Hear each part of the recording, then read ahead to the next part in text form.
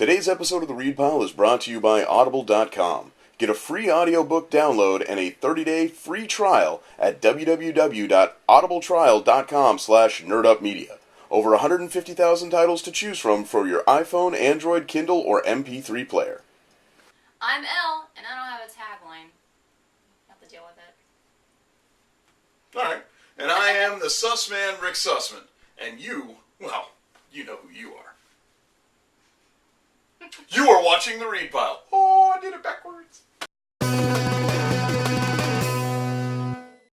It's the week of June 17th, and here's some comic book news you can use. As you can see, I've busted out the fancy Batman attire for this comic book news. Oh. Okay. Okay. So, it was announced this week from our friends at Warner Brothers / DC Entertainment. Yes. Every year, starting last year, we're going to have a Batman Day. Yay! Now, as you can see, our Batman Day mask from last year's Batman Day is on display here. Batman Day will be a day to celebrate all that is Batman. There's going to be major signings and artists, and DC has said that they're sending out like a horde of Batman-related personnel to go to a whole bunch of different local comic book shops and like sign autographs and just be part of the day. And we're actually making this an annual event from this point forward. Like I said, from last year technically forward. It was done specifically because of the fan outcry that they loved it so much, and DC was like, baller, let's go with it. Very cool. I'm excited. Oh yeah? Yeah. Why? I think it's cool. I mean, it was something that obviously everybody got into last year, and if anything, it's just going to get bigger. It's going to be more of a celebration each year at the comic shops, and if it brings more people in... Let me play nerd devil's advocate here. Okay. We have Free Comic Book Day. Yes. Biggest manufactured awesome day of the year, yeah? Okay. We also have in the fall, around Halloween, Comic Fest, which is like a micro Free Comic Book Day. Usually about 8 hours long, where they make Comic Fest books as opposed to Free Comic Book Day books. Okay. Now we have, about a month before Comic Fest, Batman Day. Okay. Are we maybe pushing this a little bit too far? Probably, but I'll be quite honest. I just think the whole... I don't know. If you want to hear the really depressing thing, and everyone's probably just going to roll their eyes at me. I feel like... I know, Buster's freaking out. He wants his piece heard. Yeah. I feel like just nerd stuff overall is just kind of just all over the place. Yeah, it's saturated. I mean, I understand. Yes, you know, it's bringing people in that don't read comics. They enjoy the movies. You have the people that just like the movies. They don't read the comics. They just watch the movies. Sure. You know, and then there's the ones that like everything. Well, it's definitely going to choose... bring more people in. And I get that, but it seems like it's almost a little depressing because it's starting to feel like it's just like the thing. This is what is popular, and it's going to die out. Well, here's the thing, Elle. But you might want to remember. I don't know. You might want to remember. Right now, our culture is considered, and it's going to be shocking to you, pop culture. Yeah. And it's okay. I think it's just sort of. I think you're pulling from the well a little bit too much, but. Yeah, I mean, I guess I have my personal experiences with people where it almost irritates me when they're like, oh, hey, man, did you see, you know, this or that? Well, we're talking about a day devoted specific. Yeah. I hear your issue. Your issue is with the people who don't necessarily care about the books. They're just to be part of the culture. I'm concerned with the fact that we're saturating days. I would be less worried about this if this happened a little bit further away from Comic Fest. But because after Comic Fest, there's the Christmas months. The months of Christmas. So I get Batman Day. It's the day that comic debuted. I think it's cool. I do think it's a little weird, though, that we're getting more days. If this is where it ends, though, if 3 is the magic number... Now, okay, sometimes I take a long time to get to where actually getting to in my arguments. But I feel like maybe we're actually almost kind of related. Like, would you agree that to you, you're thinking that it's starting to kind of dilute what celebrations already exist? Well, yeah, because we also have Star Wars weekend, and then we have, you know, May the 4th. So my long argument was trying to kind of get to that. Okay. Like, I feel like, you know, just overall that, you know, it's starting to dilute it, because I don't know, I felt like I had the inside when I was reading the comics, and now I got all these people telling me, I saw the movie! Okay. I hear what you're saying, but I think you're still just angry that people are in your sandbox. Maybe. I don't know. I get angry very easily, and I'm like, no, I know about that kind of stuff. I read the comics, you don't even know! Alright, there's been a lot of mention of reading comics. But you know what? At the same time, there's somebody that's like 10 times more than me, and I know they're out there. I'm not like the 100% nerd girl. I know there's somebody that is so much more extreme than me, and I salute you, but I don't know where you're going with this anymore. I don't know. I'm just angry. I gotta go. Okay. Time for comic book reviews. I am going to start with Black Canary.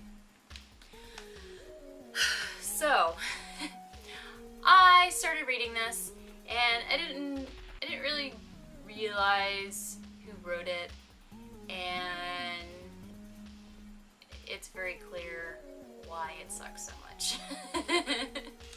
Pretty much, Black Canary, the best way I can describe her, like just how she is and her personality in this, is the scummy 90s version of Christina Aguilera mixed with Courtney Love. And then you have Black Canary in this book, and it's absolutely horrific. It's an abomination to Black Canary. It's terrible. Oh my god. Well, okay. Anyway, thanks for you know, totally destroying Batgirl, and now Black Canary. I don't know what else. Okay. Anyway, I almost barfed on it too. Now we're gonna go completely the other direction. Okay. Harley Quinn and Power Girl. Okay, if you're not reading Harley Quinn, I don't know what's wrong with you. I'm sorry you're missing out on some wonderful things in life, but I digress. Okay. So there was this little story going on about how Power Girl shows up, and then Harley's like, oh, I'm gonna pretend that I'm her sidekick. And it was fun and games. And I do remember making a comment saying it would be really great if she came back and, you know, there was like more interaction. Boom! Look at that! Woo! This is issue 1, and it's just as great. And there was absolutely no letdown. It was wonderful. Basically, you're picking up to where when they pop through Manos's toe ring. Yeah, that's right. And they're supposed to go through. Well, guess what? They didn't go home. And that's where this adventure begins. And it's kooky fun, and I love it.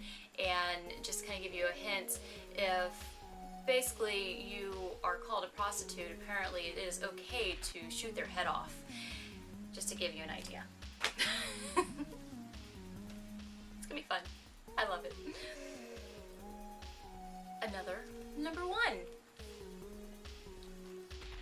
Martian Manhunter. Okay, I was a little lost. I was reading it. I don't know if maybe it just wasn't grabbing my attention, and so I just kind of got lost in reading and just wasn't interested. I don't know what happened. And then I got to the end, and I don't know what I just read. I really don't.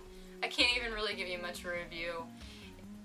Maybe if I had more interest in this character, which I was hoping that this, being that it was a number 1, maybe it would grasp my attention. Did not. maybe I'll try reading it again later. I don't know.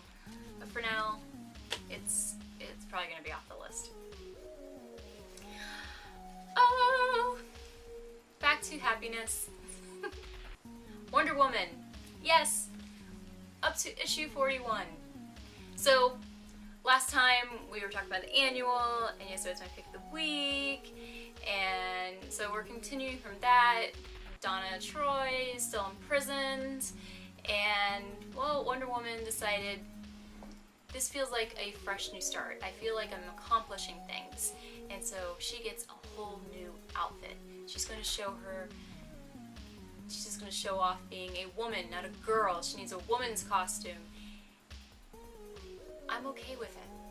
I think I'm okay with it. It's right there on the cover. There's nothing hiding there. It's right there. I think I don't know.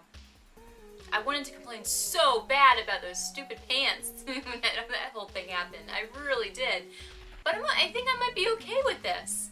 It's nice. It's something different. And it's not like you're never going to see the other outfit again. There's going to be other storylines and different things. And I'm okay with it.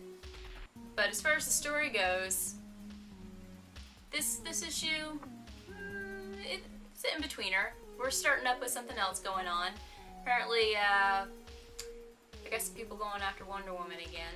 Some big-time people wanting to take her down. So we'll see where that goes. Alright. Oh my god. My pick of the week.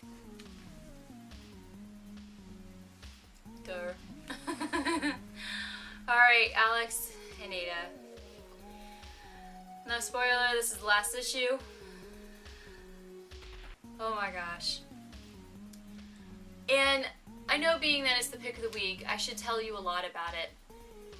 But I can't tell you a lot about it because I don't want to ruin it. It's the last issue. But I will tell you how I feel about the series in a whole, now that we're at the last issue. And basically it was this great love story. This story of this guy that just kind of gave up.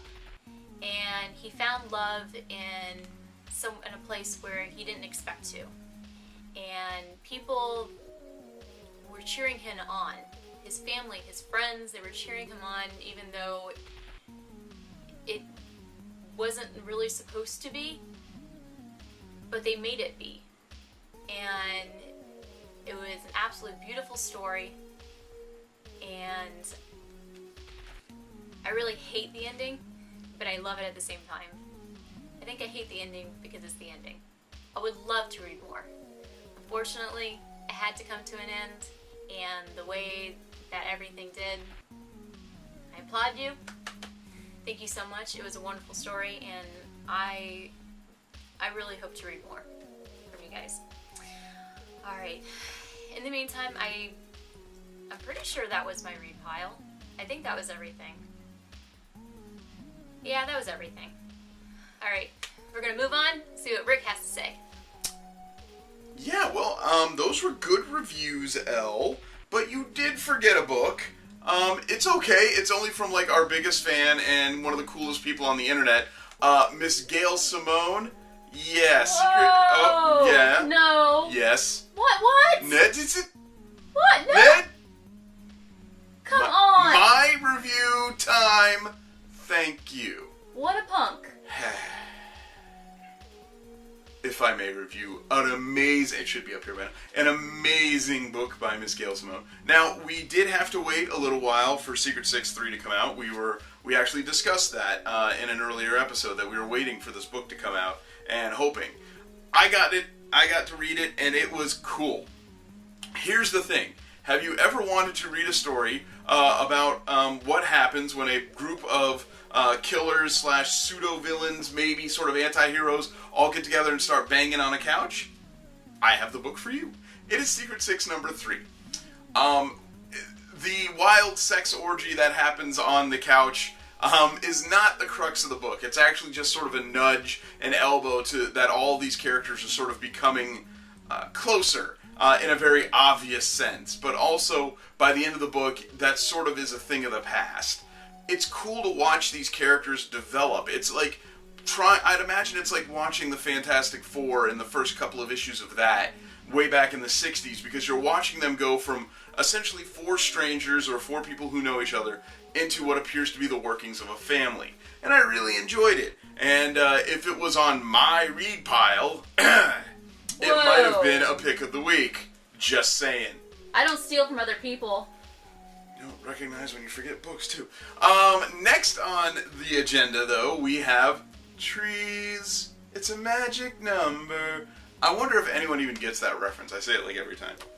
Trees issue 10. So, Trees issue 8 was the end of the first arc. Trees issue 9 was the beginning of the second arc. Trees issue 10 is the continuation of the beginning of the next arc. My buddy Alex, who is a contributor for the Read Pile from time to time, he does some really good reviews. He sort of likened issue 9 to Warren Ellis had set up a whole bunch of chess pieces. We were playing issue 1, issue 2, issue 3. We're moving the chess pieces around. And then at issue 8, Warren just looked at the set and went, meh, and just slapped all of the pieces off the board. And now with Trees issue 10, we're starting to see the pieces coming back into play. I don't know if I like it. I know I read it, I know it's beautifully drawn, I know I love the artwork, and I love the style. I don't know if I like this story anymore. I'm going to give it a couple more books. I'm not terribly concerned about it. I'm just wondering, where are we going? Now, a book that I never have to wonder about, and I'm always very happy to see on my read pile, is Munchkin. Munchkin. Let me read the Munchkin card, because that is the reason why you fix my hair. Why you buy these books is to get the awesome cards in the back, as well as the funny stories. This is not usable by an elf, so if you're an elf, you can't use this card while playing Munchkin. It's called the Elf Help Book, and it says, play during any combat. The helper in this combat gains a level if the Munchkin side wins. Usable only once. So that's pretty cool. You can help out your buddy, kill a monster, and then you gain a level too, which is one of the biggest things about killing monsters. Meanwhile, Munchkin goes to the movies. A series of mini Munchkin stories, like Munchkin Impossibler, that's actually the name. The Munch Tricks was probably my favorite one, featuring a character who may or may not have looked like Lawrence Fishburne. Look, do you like funny? Do you like humor? Do you like Munchkin? Then go get the Munchkin comics. Okay. Now that we've reviewed a couple of books, it's time to spin up the graphic. Graphic should be spun up now, because it's Pick of the Week time. This book has been on my Pick of the Week many, many times, and it's going to continue to do so for one specific reason, and that is Lazarus. Greg Rucka is writing a bit of a masterpiece here, and I say that not very lightly. I honestly mean that. And the reason why I think it's a masterpiece, honestly, is because nothing so much really happens in Lazarus 17 here. We see a lot of little, like, hints and pecks, and things are really moving. The war between the Hawk family and the Carlyles is speeding up. So why is this book so good? Because this is an issue where it's kind of a middle-of-the-road issue, and it's still heavy and palpable and fabulous. So there you have it. You've got a book that, for all intents and purposes, is a quiet issue, even though there's a lot of action sequences and a lot of crazy stuff going on. But it's so good, and it's so palpable that you can't help but want to just read it again and again. And this is supposed to be a middle-of-the-road issue. So we have so many Lazarus issues that have been picks of the week, it's kind of starting to realize that this might be one of the best books out there, and you really might want to at least check out the first trade at this point. It's 17 issues in, that's essentially 2 trade paperbacks, and then you got to catch up on a couple of single issues. But if you want to read what I consider to be what is becoming a masterpiece, you're going to need to check out Lazarus, and that's why it's my pick of the week.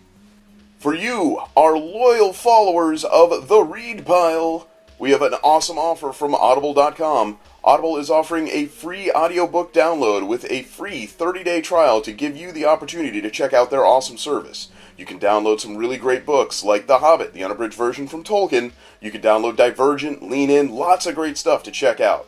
To download your free audiobook today, go to audibletrial.com/nerdupmedia. Again, that's audibletrial.com/nerdupmedia for your free audiobook. Alright, that's this week for the Read Pile. You know what? Forget thanking. I'm going to give you a very sarcastic thank you for stealing from my Read Pile. I didn't steal anything. He folks, this guy actually has control of my read pile. He goes and he picks it up for me. I'm fortunate enough to be near our shop. Well, he doesn't have control. I mean, I make my demands and stuff. And I just pick up what's in the boxes. But he brings it to me, and I'm sorry I waited so long for issue 3. And you don't even know the title. You don't even remember. Secret 6. Damn it. Yeah, I think we all know the argument here. I don't even have to say whatever. Fact is, you don't do that. You don't steal from somebody's pile and then not even tell them about it. I didn't even do that. You didn't even notice it was missing. It's been so long. I didn't You know know what? the You know what? rotation anymore. You know what? Maybe I'll let you read it. It was really good. Did you see my review? Yeah, you would have already. So anyway... It's erased. That's not possible. It's gonna be a noise of... No, because I'm the one who does the editing. It's not gonna be the kid. I'm gonna go back in. You're not gonna do that. Your rage level won't allow it. I'm gonna go into debt to find somebody that has the tech skills to go on even after you upload it and just destroy it. The only person that's gonna hurt is Gail though, because it's a review for her book. So your whole plot to make me look foolish is going to your buddy Gail. She's not gonna get a review this week because of you. See? That's the logic.